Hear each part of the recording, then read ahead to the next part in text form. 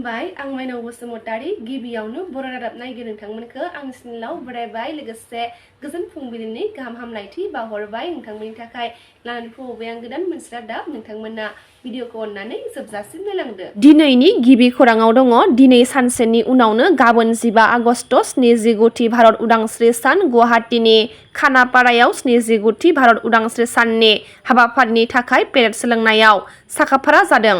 मख'नो गोनांदि मैया दिल्ली ट्रेफिक पुलिसाबो 79थि भारत उदांस्रि सानजों लोब्बा लाखिनानै तिरंगा बाइक रेलि खालामदोंमोन।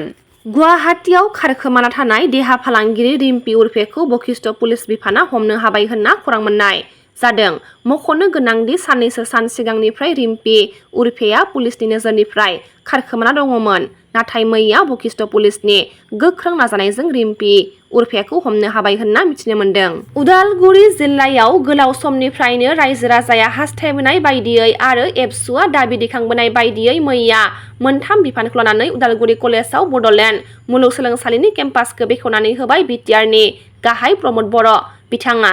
हाबाफारियाव बाहागो लानानै बिटिआरनि गाहाय प्रमद बर' बिथाङा खौरांगिरिफोरनि सोंथियाव माखासे गोनां खौरांफोरखौ फोसावदों। मख'नो गोनांदि बिटिआरआव एलपि आरो एमइ फरायसालिनि फोरोंगिरिनि थिसनथाइया 15 आगस्टनि उनाव फैगौ 3-4 साननि गेजेरावनो जागोन होनना प्रमद बर' बिथाङा फोरमायथिनायखौ नुनो मोननाय जादों।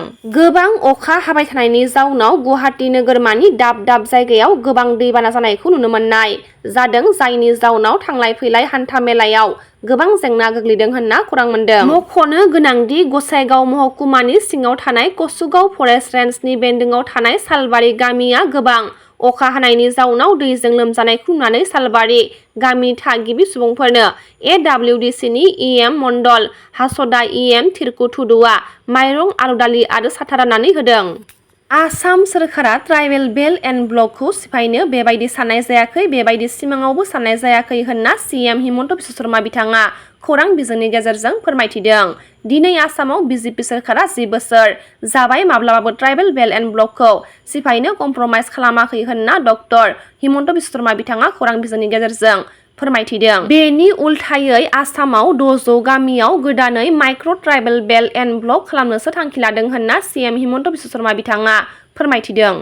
बिटिआर सोरखारा मैया आइसिडिएसनि साख्रिनि थिसनथाइ बिलाइखौ राननानै होबाय। उदालगुरि जिल्लायाव गासै सा 276 अंगनबादि कर्मचारी हेल्पार आरो सुपारभाइजारनि थिसनथाइ बिलाइखौ राननानै होबाय। उदालगुरि जौमा फरायसालिनि अडिट'रियाम नब्लाङाव खुंनाय थिसनथाइ होनाय बिलाइ राननाय हाबाफारियाव बाहागो लादोंमोन बिटिआरनि गाहाय खुंगिरि प्रमद बर' बिथाङा।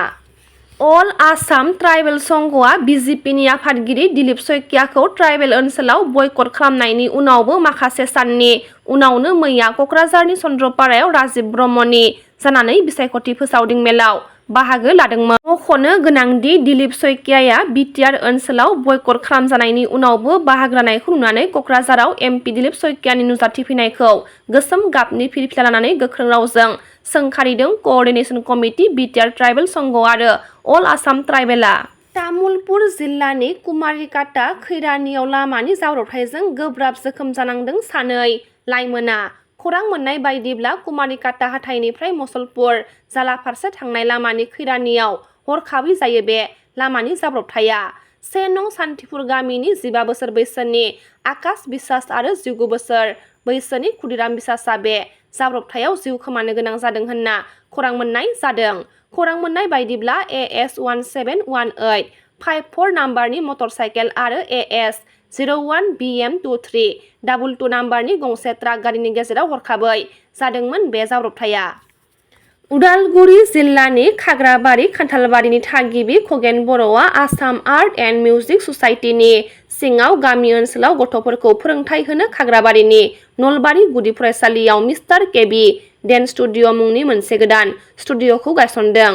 बेनिखायनो क्लासिकेल डेन्स आरो मडार्न डेन्स हिप हप सोलोंनो गोसो गुदुं बिथांमोना 8011826637 जानबुं अनजिमायाव कल खालामनानै सुलाद लानो हागोन। नि रादाबा एसेनोसै गाबोन फिन गोदान रादाब लानानै लोगो मोनगोन। नोंथांमोना भिडिअखौ जोबजासिम नायबायब्ला अननानै लाइक शेयार कमेन्ट लोगोसे साबस्क्राइब खालामनानै होदो। गोजोन्थों।